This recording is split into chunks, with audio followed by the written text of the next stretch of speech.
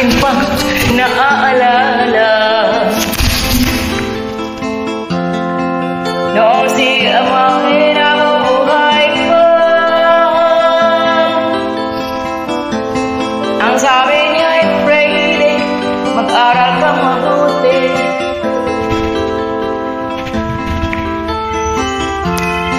Tulungan mo ang iyong sarili. Ang nais niyang hindi nasmo,